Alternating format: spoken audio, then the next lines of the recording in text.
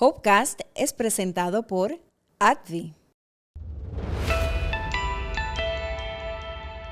Estaba viendo un juego de baloncesto y de momento me vino una tos y lo próximo que siento es a mi esposa, que es médico también, dándome en el pecho porque creía que había tenido un infarto, porque me fui y me desmayé. Me encuentran que tengo un tumor de 5 centímetros, que es más o menos el tamaño de un puño. Cuando uno mira el macro completo, yo he sido bendecido. El 54% de las personas que tienen metástasis hoy en día se salvan. Los problemas no vienen con tamaño, el tamaño se lo damos nosotros. El amor te recompensa con un sistema inmunológico alto. El síntoma más importante es la tos con la falta de aire. Ya tenemos medicinas inmunológicas que descubren el velo y el sistema inmunológico lo puede encontrar el tumor. O sea que ya estamos llegando a ese nivel, que tenemos que estar positivos.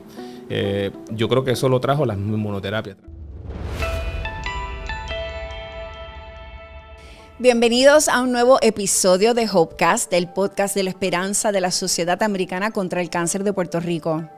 Hoy hablaremos sobre uno de los tipos de cáncer más comunes, el cáncer de pulmón. Es la primera de causa de muerte por cáncer entre hombres y mujeres a nivel mundial, siendo especialmente preocupante en la población hispana y latina.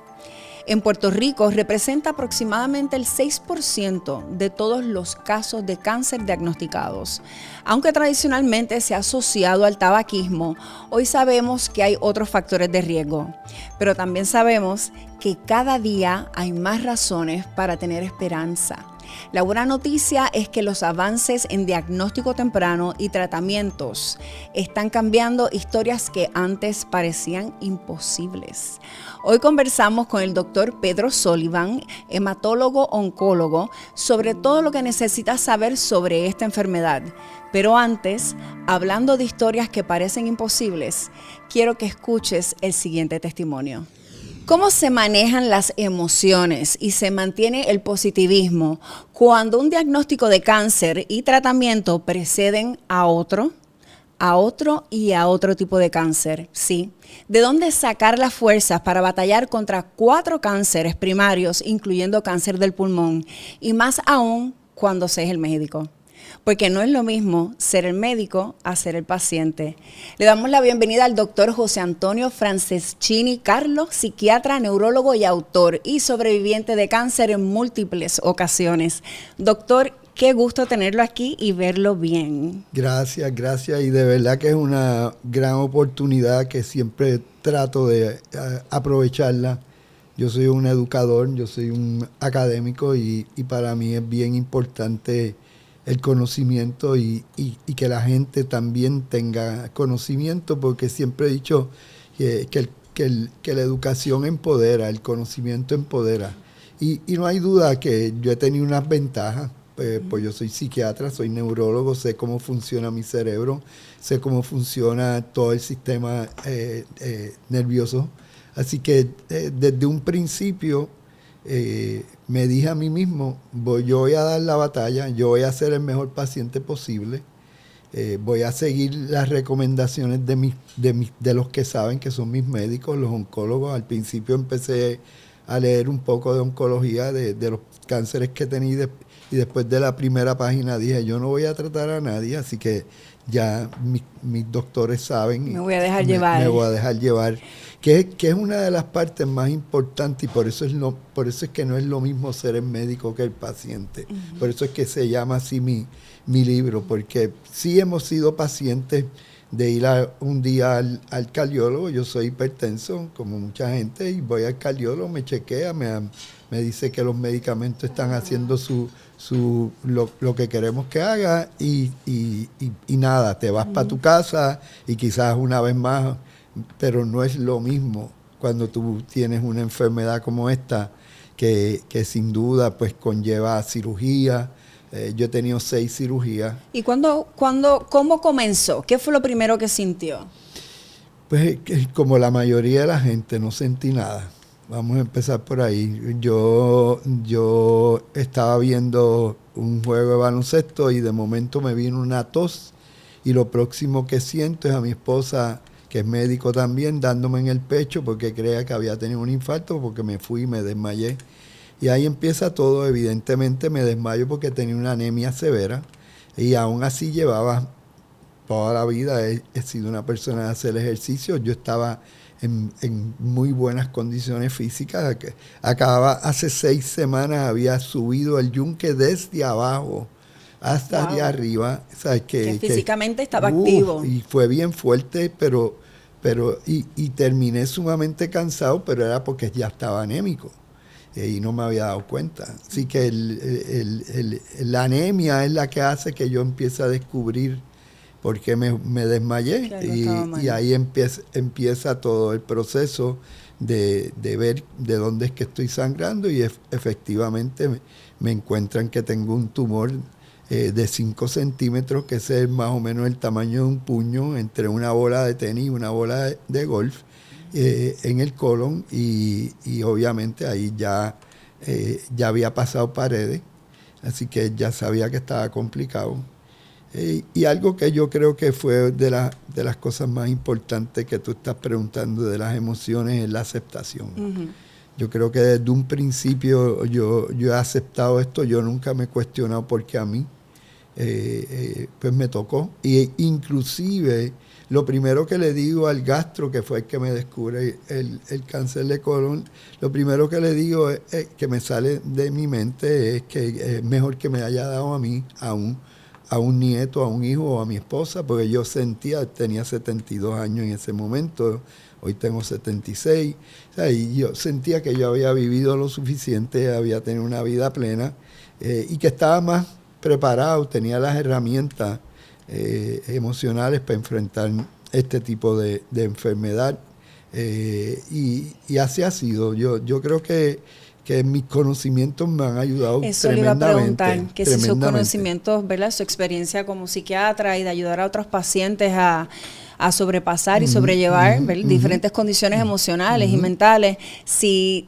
las utilizó, si fueron parte de esas herramientas. No, definitivamente. Y al conocer también cómo funciona el cuerpo, pues yo sé que el sistema inmunológico, que es nuestra quimioterapia natural, es sumamente importante, y obviamente cuando estamos enfermos, inclusive cuando recibimos quimioterapia, nos baja el sistema inmunológico, estamos mucho más propensos a enfermedades, y por lo tanto me doy a la tarea de aprender aún más cómo yo podía aumentar mi sistema inmunológico, que es una de las partes más importantes, a mi mejor entender, de todo mi proceso. Yo todo el tiempo estoy pensando en mi sistema inmunológico. Y cuando uno se pone a estudiar esto, un pensamiento negativo te baja el sistema inmunológico, un pensamiento positivo te lo suma.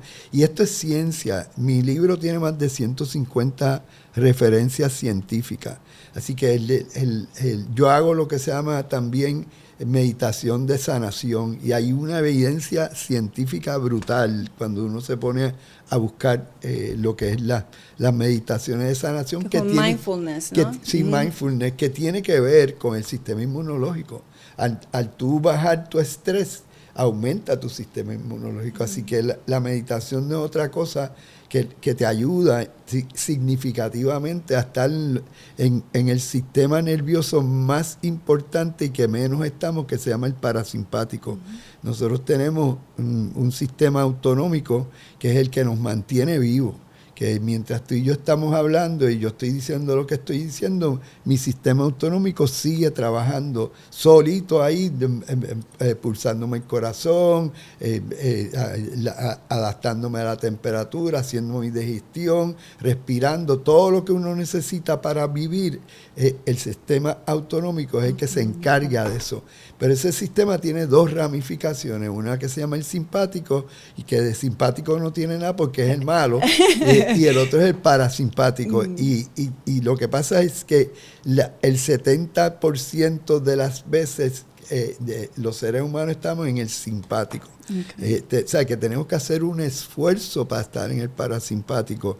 Y la meditación es una de las formas más efectivas. O sea, que siempre estamos pensando decir en el negativo, en lo malo que va a pasar o como a la defensiva. Exacto. Nosotros, y eso lo aprendimos desde la prehistoria. O sea, que nosotros para sobrevivir, fight or flight. El fight or flight, el famoso fight or flight, que es la amígdala, que es la amígdala del cerebro, que es la que se encarga verdaderamente de este sistema parasimpático o simpático.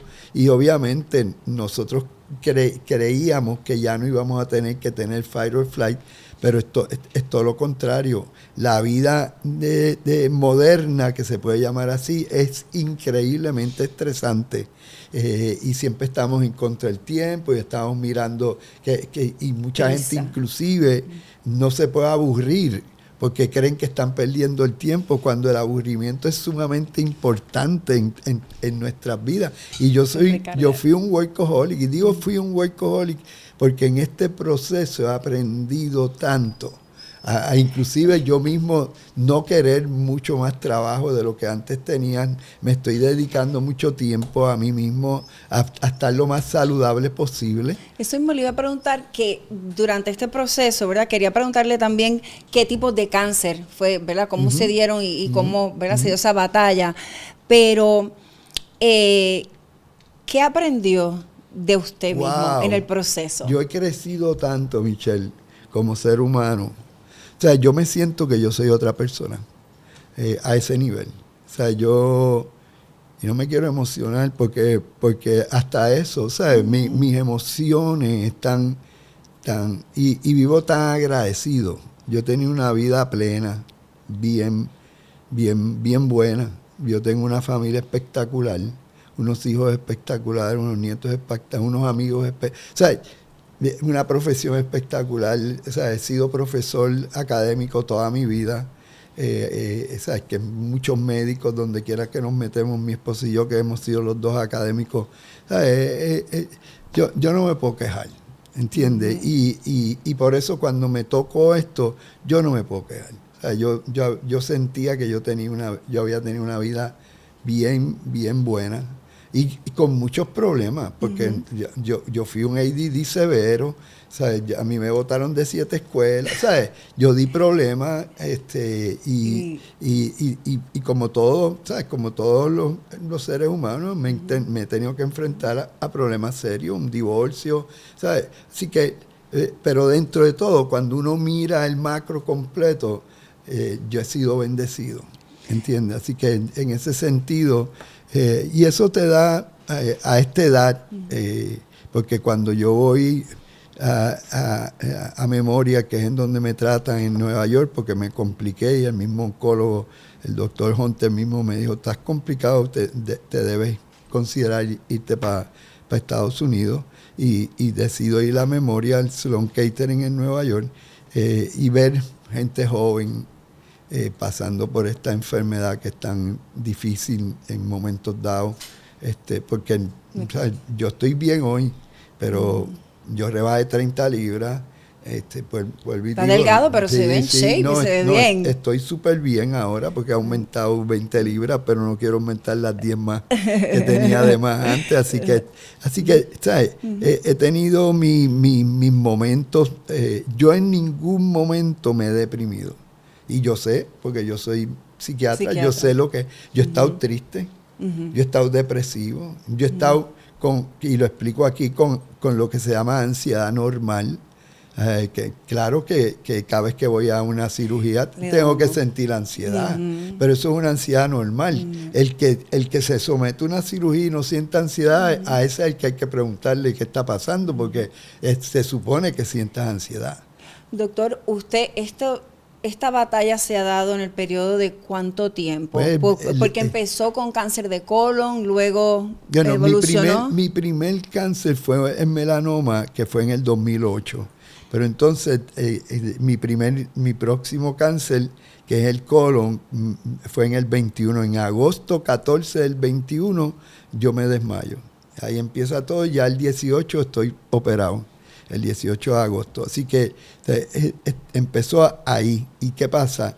Que he tenido metástasis al hígado, he tenido metástasis al pulmón. O sea, es que yo he tenido 6 cirugías.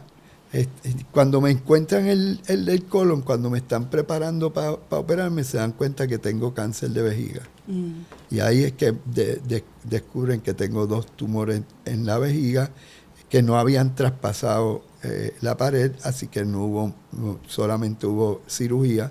Y entonces recibo quimioterapia. Cuando termino la quimioterapia del colon, me hacen un PET scan y me aparece cáncer de garganta, que me operan, me dan 30 radiaciones.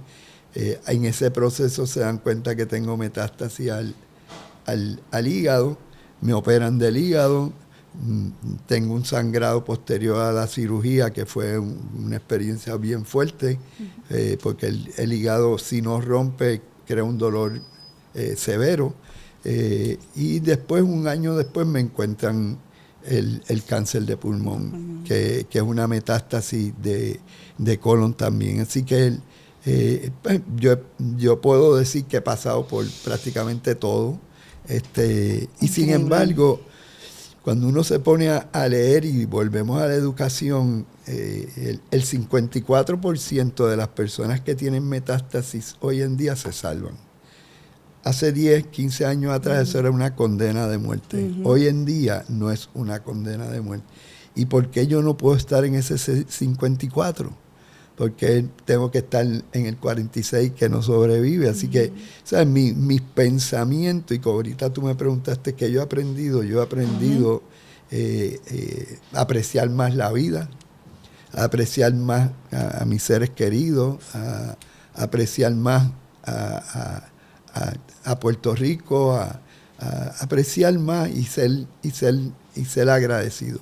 Yo creo que esa palabra, que le dedico un capítulo entero al agradecimiento, porque hay muy buenos estudios sobre el agradecimiento. Inclusive es uno de los secretos de la felicidad. Bueno, y es bien significativo cuando uno verdaderamente agradece lo que pasa en el cerebro, la química que produce eso.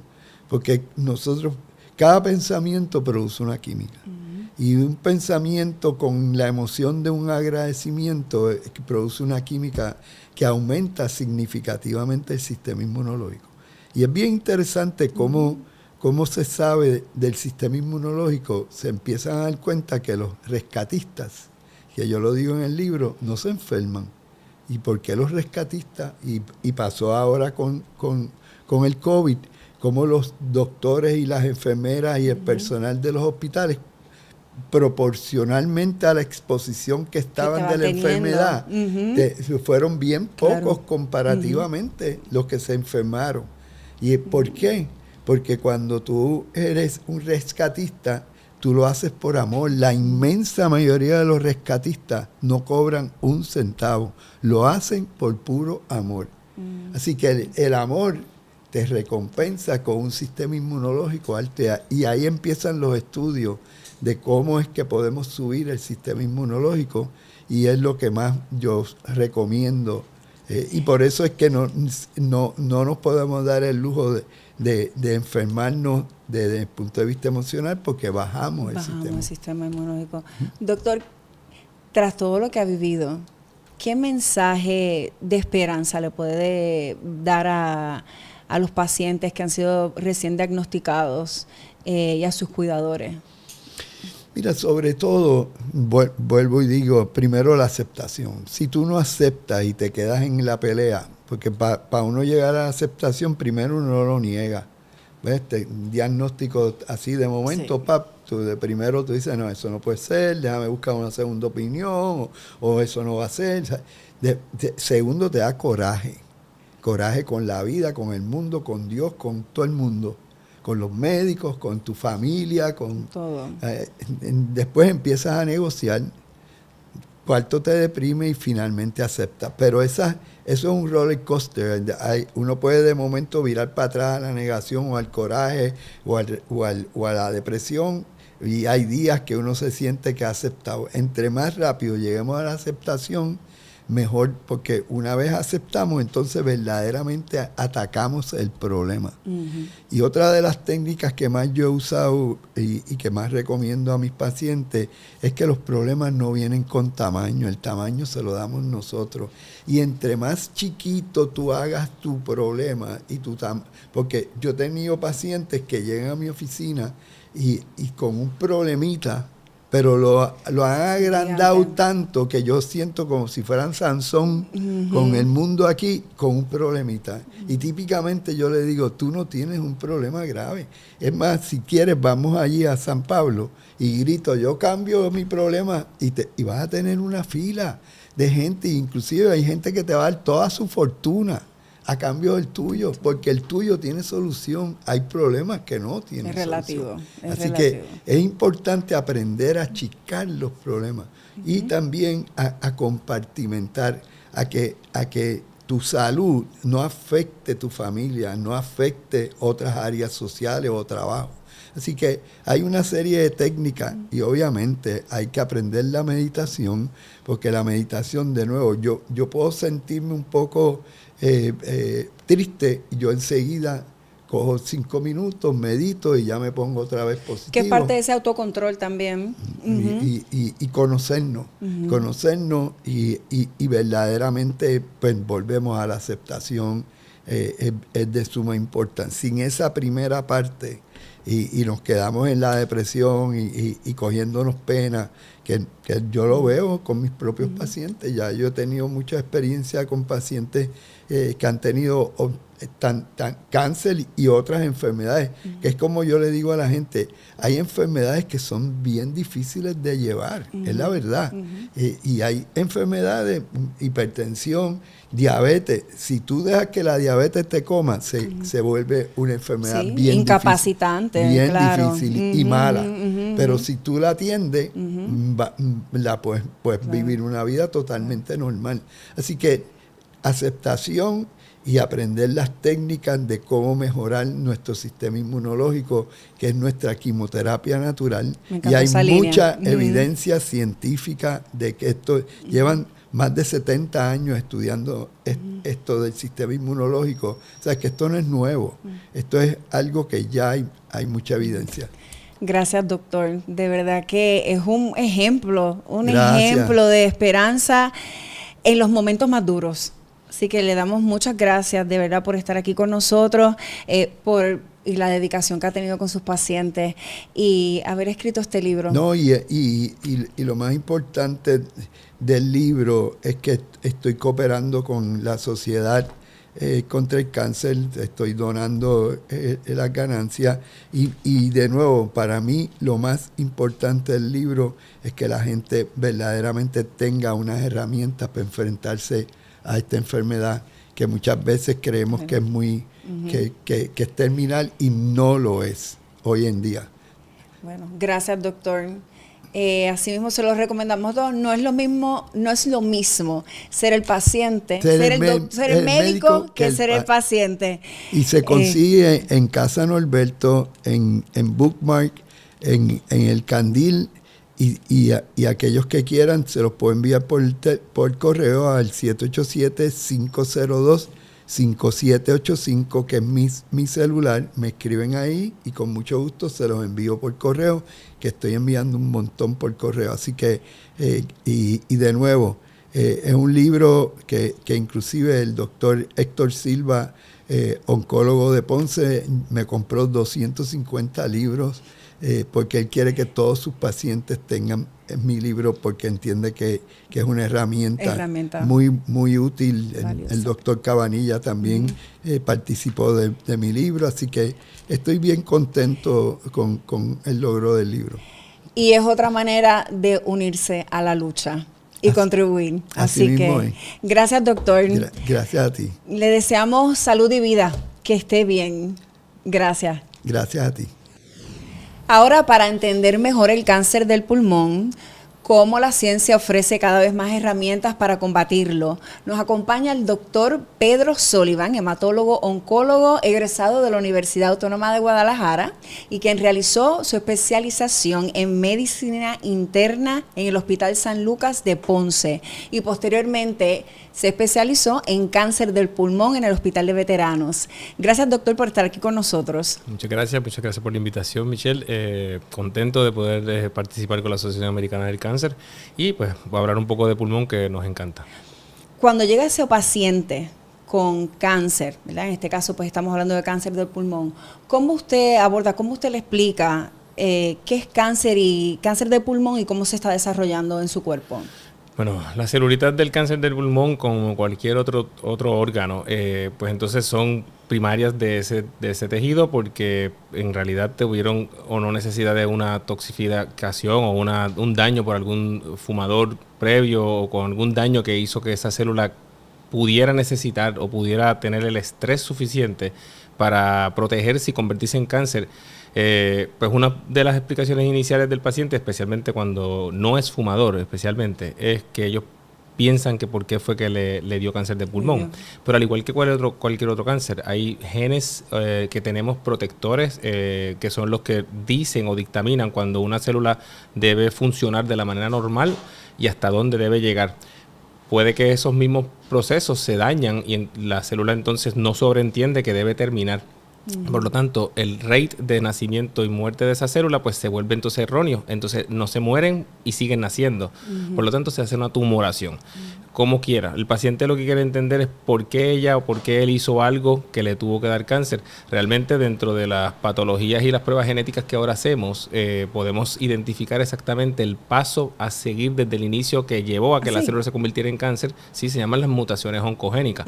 Pero eso es un tema que en el momento del principio, cuando conoces al paciente, todavía no está. La diferenciación, yo diría, como el paciente lo quiere entender, es qué síntomas ella debía sobreentender para haber pensado que tenía cáncer de pulmón o cogerlo lo más temprano posible. Y hemos hablado otras veces sobre que los síntomas son similares de otras condiciones. Eso mismo le iba a comentar. ¿Cuáles son los síntomas? Porque me parece que pudiésemos confundirlos con, tengo asma o tengo catarro o tengo alguna condición de las vías respiratorias. ¿Qué es lo que siente el paciente y qué le debe levantar bandera? Como realmente lo dijiste, los asmáticos, que son los obstructivos crónicos, como los bronquíticos o personas fumadoras usualmente, que son los que llevan el proceso bronquítico enfisema, o los que necesitan decirse que son asmáticos de niños, que se continúan hacia la adultez. Pero ese paciente tiene mucha evidencia personal de cómo entender cuándo tose y cómo su tos está peor o mejor. Aquí el problema es cuando el paciente nunca ha tosido y la tos empieza empedernida, es súbita, es de momento y pues obviamente que al principio todo el mundo benignamente va a pensar en lo positivo. Esto debe ser un catarro, esto debe ser algo que me pegué. Pero al momento que pasan semanas, por lo menos usualmente son de 2 a 3 meses de que persistentemente la tos no se va, debemos indagar y debemos mirar hacia adentro. Estamos hablando de mirar con una imagen, mirar una placa, mirar un CT scan, porque entonces lo que podemos ocultar no necesariamente es lo que vamos a encontrar en esa imagen.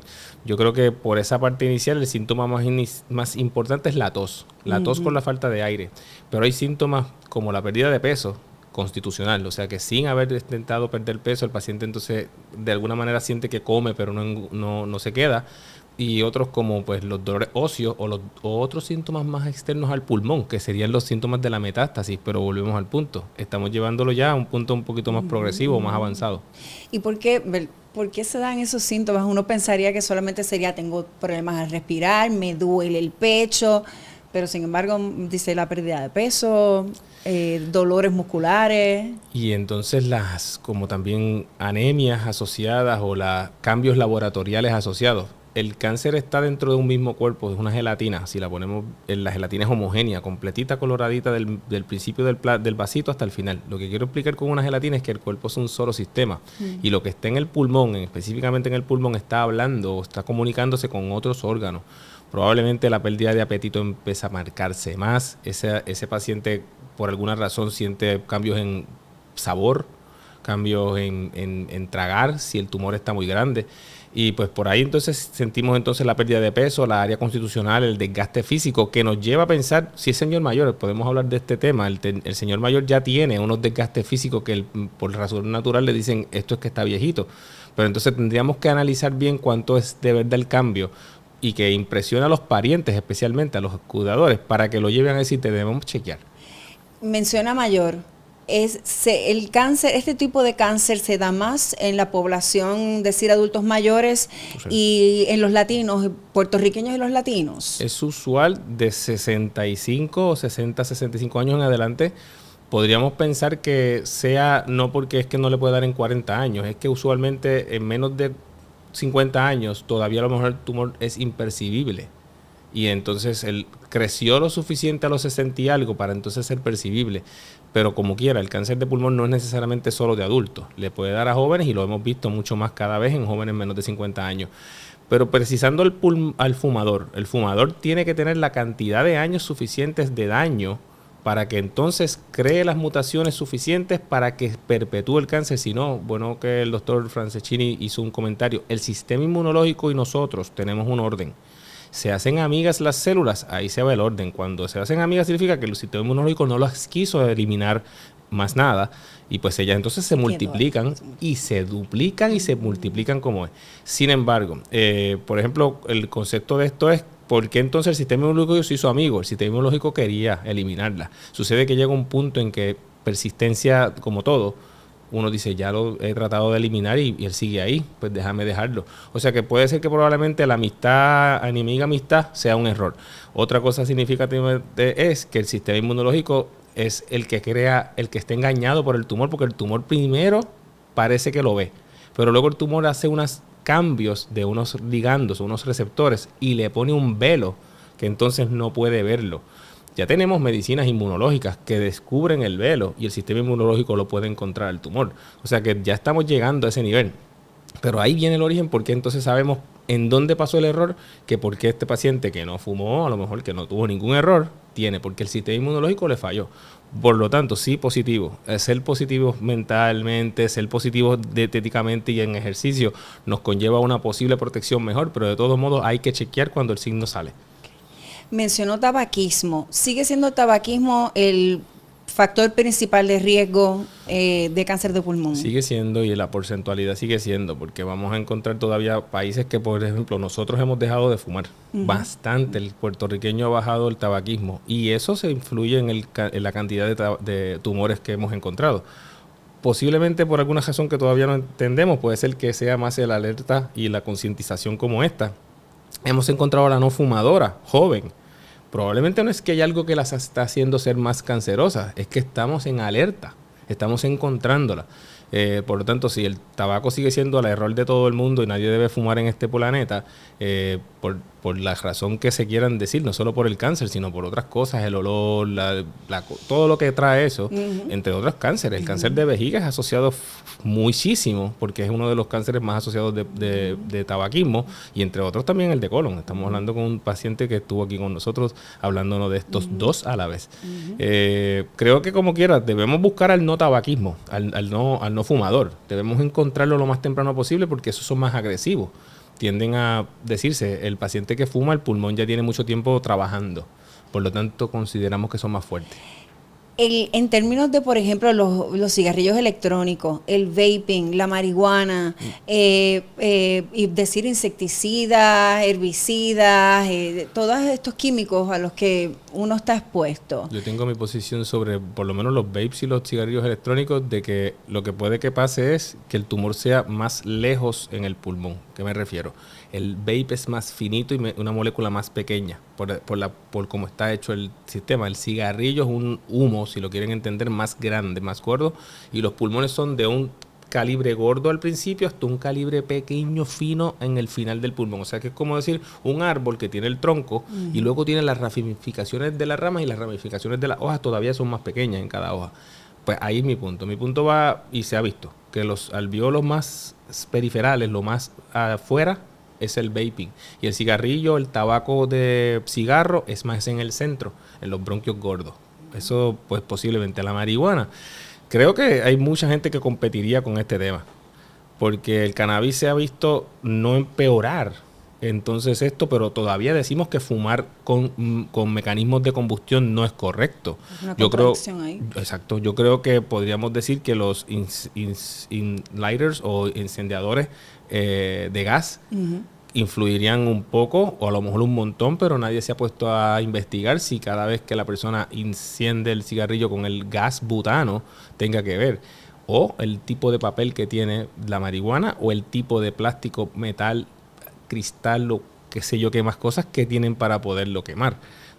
Vaporizar una hoja que suelta por el vapor su contenido en moléculas de agua es menos dañino, pero todavía tenemos que analizar esto.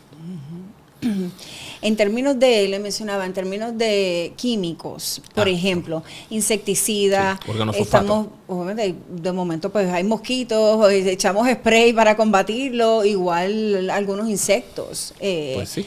¿Tienen su efecto? Desde lo más comercial, que hemos visto videos en esta isla de personas asperjando en pueblos centrales para la herbicida, para las orillas de la carretera, de incluso con insignias que no son públicamente de municipales y cosas.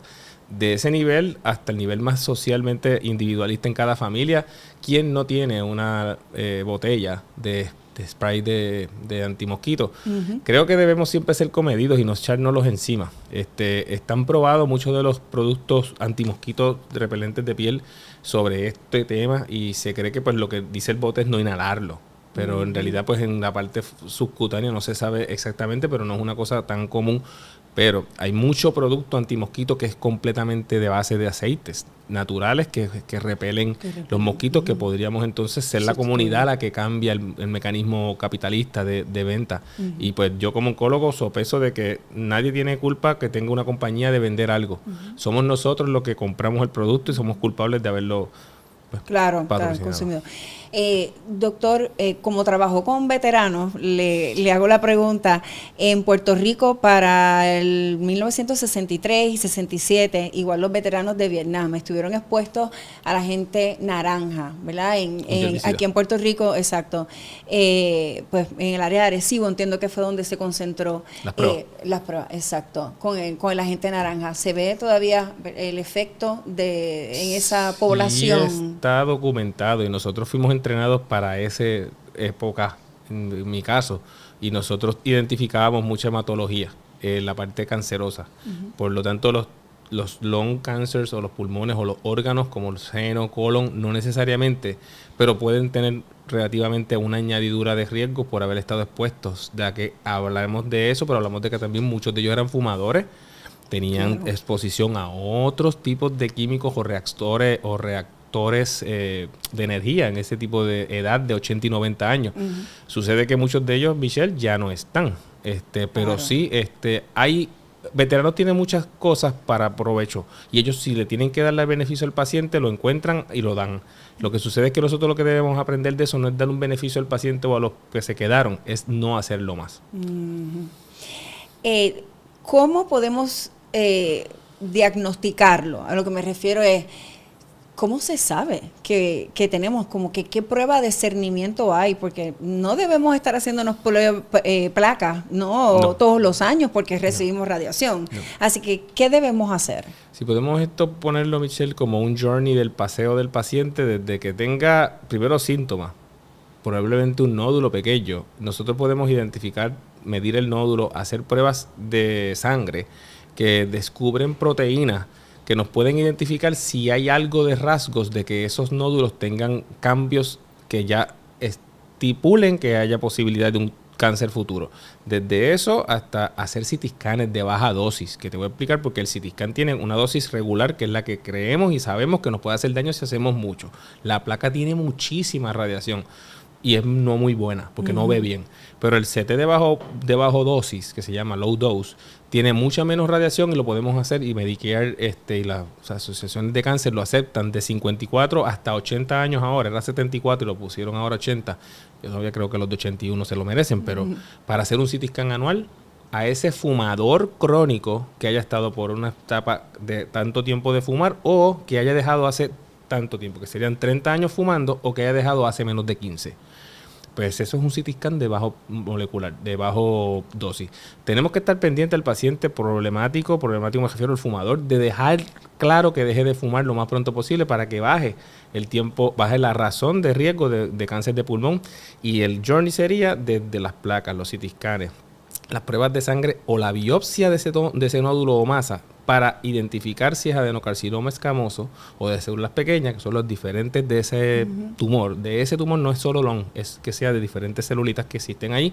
Y entonces, pues, el CT scan del cuerpo entero o el PET scan, que todo el mundo lo habla en la calle, lo preguntan, que el PET scan es un CT scan mucho más profundo, más bonito para poder identificar solo tumores. Puede tener sus efectos porque tiene sus defectos, ¿verdad? Y sus defectos me refiero de diagnóstico, pero por lo menos las cosas cuando pintan van a probablemente serlo. Y tiene que ser un paciente que sepa que tiene unos factores de riesgo marcados, por decirlo de esa manera. Sí. Porque no a cualquier, ¿verdad? No, para por toda la población chequearla, lo que llaman cuántas personas vas a salvar por tantas pacientes que verifica, pues no existe el beneficio en términos de pueblo, de grupo. Lo que existe es en ese grupo más impresionante, ese fumador, porque ahí sí hay datos de que podemos salvar vidas. Lo que sucede es que tampoco queremos identificar cosas que no tenemos después cómo tratarlas. Debemos ser siempre escuetos de lo que buscamos. En términos de tratamiento, ¿cómo se trata el cáncer del pulmón y cuál entiende usted que viene siendo como que los avances, lo más esperanzador que ve en términos de tratamiento en los últimos años? El doctor dijo unos números bonitos, ahorita es verdad. Hace unos años decíamos que más del 80% de las personas con metástasis morían. Ahora podemos hablar de hasta 40, 50% de sobrevida con pacientes de alto calibre, porque ya tenían metástasis de potencial de haberse sido fatales. Probablemente lo que yo quiero que la gente se lleve es que entre más temprano lo encontremos mejor, pero quiero que también sepan que los que tienen metástasis con las nuevas inmunoterapias tenemos unas respuestas tan espectaculares con efectos secundarios tan pocos que podrían llamarse de que a lo mejor no se llame cura absoluta, pero una sobrevida larga con calidad de vida, cogiendo tratamientos que no le hacen mucho efecto. Sin embargo, los mejores datos hoy en día son de tratar el cáncer de pulmón antes de operarlo. Eso significa que damos una identificación de todo lo que es el tamaño del tumor, a dónde llegó, y si no está regado y podemos entonces identificarlo como operable, incluso casi no operable porque los recogemos, entonces usamos las inmunoterapias con quimo antes. Entonces la cirugía viene, y te lo digo, para solamente verificar que no hay nada, literal, que no hay nada. Esa es la mejor forma de la patología al final, cuando dice no había tumor. O sea que dice mucha gente, ¿y para qué me operaron? No se operan. Hay que sacar el nicho, hay que sacar la unidad donde estaba dañada. No se reemplaza, el pulmón no se reemplaza. El punto es de que no estemos inseguros luego que eso esté ahí. Y luego de la cirugía completa, completan, valga la redundancia, más inmunoterapia con hasta un año. Esos son los protocolos que se llaman neoadyuvantes. Antes de operar y adyuvante. Y entonces eso es ahora mismo la mejor data a sobrevida final larga. Obviamente que me puedes decir, pero esos pacientes todos no tenían metástasis. Sí, lo que pasa es que la metástasis no se veía a lo mejor. Y estábamos viendo todo el tiempo que operar y un poquito de quimo y ya. No, era que no lo estábamos viendo, había que darle completo. Y ahora que se cogen un año de inmunoterapia, probablemente hicimos lo correcto. Pisamos el fuego lo más posible para que no levante más llamas. ¿Es posible vivir por muchos años y plenamente con un diagnóstico de cáncer del pulmón? Yo le puedo decir que sí. Yo te puedo decir ejemplos tan drásticos como tumores de pulmón entero, que probablemente no es por nada, pero mucha gente le dijeron, no vas a vivir, no sabemos, no hagas nada más. Me dieron años. No meses, días, y cuidado. Y llevan años conmigo. El tumor a lo mejor no se ha desaparecido, pero la persona y las personas que yo te puedo comentar y decir, están agarrando un paquetito que se llama respirador de concentración, pero completamente se ve bien y se ven normales. Y el tumor gigante y las metástasis gigantes. Lo que quiero también es que hay 2 o 3 que le hemos dicho, usted ya no tiene que coger más inmunoterapia, usted debe esperar ahora, así le sale de nuevo, pues hacemos otra cosa, pero usted está limpio. O sea que hasta eso hemos llegado a hacer. Yo pienso que no hay mejor satisfacción en oncología. Y esto venía de los linfomas, como Cabanillas. Entonces, sabe muy bien que nos pasamos juntos con el doctor. Y pues esto es desde que los linfomas que se hablaba, se hablaba que se curaban todos. Porque los linfomas son fáciles de que el tratamiento funcione. Y hablar de un pulmón que ahora decimos con inmunoterapia tú vives mucho tiempo. Yo me atrevo a decir que estas son las satisfacciones que el doctor siempre nos decía, por qué le gusta tanto tratar linfoma. Y yo siempre le dije que yo quería tratar pulmón para hacer o llevar a lo mejor posible de sentirnos igual que cuando tratamos un linfoma. De todos modos, los cánceres son cánceres, y linfoma o no linfoma, Michelle, el susto, el desarrollo psicológico que te da como paciente y como pariente, que puede ser que se muera tu familiar, es una cosa natural. Todos vamos a tener depresivos momentos, pero no caemos en depresión, es que tenemos que estar positivos. Yo creo que eso lo trajo la inmunoterapia, trajo una visión, un sol, como yo siempre pongo, y por eso es que yo, mi nombre es Sullivan, porque el sol... Y eso es lo que queremos, vida, luz hacia el fondo. No es náusea, no es pelo se cae. Puedo vivir como quiera. Nunca la cruz ni la corona de puya fue para que él se sintiera bien. Era para que cumpliera que sí se puede. Y nos lo enseñó a todo el mundo, así que estamos claros en eso. Y vimos a un José Franceschini que creo que nos enseñó a la cruz. Increíble. 4 veces. Impresionante. 4 veces. Y ahí está. De pie. Impresionante. Saludable y batallando. Gracias, doctor. Para finalizar, ¿qué palabras le gustaría dejar a la audiencia en términos de esperanza y de cuidarse? Pues que busquen atención y que confíen en la profesionalidad de los hematólogos oncólogos. Nosotros y la medicina estamos en el proceso de probablemente ganar esto. Y si no, ya lo estamos ganando. Lo que pasa es que la persistencia es la que hace la ganancia. El que espera tiene lo que quiere, y debemos todos enfocarnos en un bien común, de usar estas terapias como mejor funcionen, no desgastar al sistema médico de otras maneras, porque estos medicamentos son caros, y yo creo que deberíamos enfocarnos como sociedad a que sean disponibles para todo el mundo. Yo soy en ese punto pues igualitario, quiero que todo el mundo sea socialista, o sea, que tengamos los mismos derechos. Sucede que estas conversaciones que tú y yo tenemos, hay países que yo hago esto parecido, pero es como reuniones intracompañía con otros oncólogos, y ellos no tienen la habilidad de poder dar los medicamentos porque no están, porque sus gobiernos o sus sistemas médicos no los tienen. Eso es bien importante, y nosotros estamos en el 2025, hay un sufrimiento en Europa, hay unas cosas pasando en el mundo que nosotros somos bendecidos en esta isla, ya que tenemos un sistema médico. Sí, que la desigualdad de acceso salud también una de las causas. Todo el mundo debe vivir. Okay. Gracias, doctor, por estar con nosotros y por compartir valiosa información. Muchas gracias. Muchas gracias. Hoy hemos visto que detrás de cada diagnóstico hay una historia, y detrás de cada historia hay una nueva oportunidad de seguir adelante. El testimonio de ello lo es el doctor Franceschini, quien compartió su historia con nosotros en este episodio. El cáncer de pulmón es un enemigo serio, pero con prevención, diagnósticos tempranos y nuevos tratamientos, hoy más que nunca podemos cambiar el rumbo de esta enfermedad.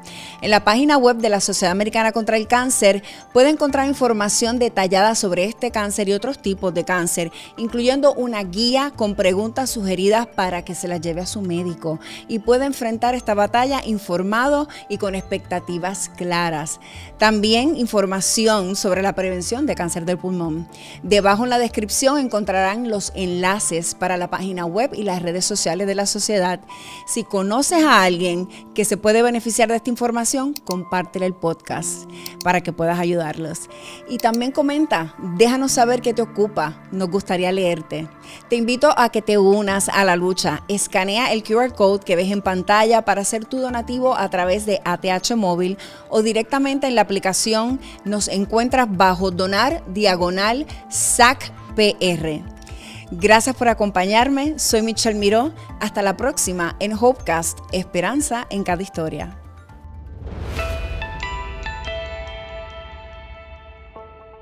Hopecast es presentado por AbbVie.